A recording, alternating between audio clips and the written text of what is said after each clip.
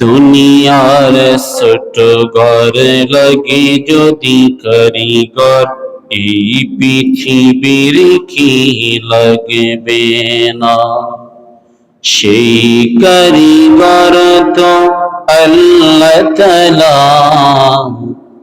সেই কারিগর তো আল্লাহ তাআলা, নেই কোনো মাবুদ তিনি ছাড়া।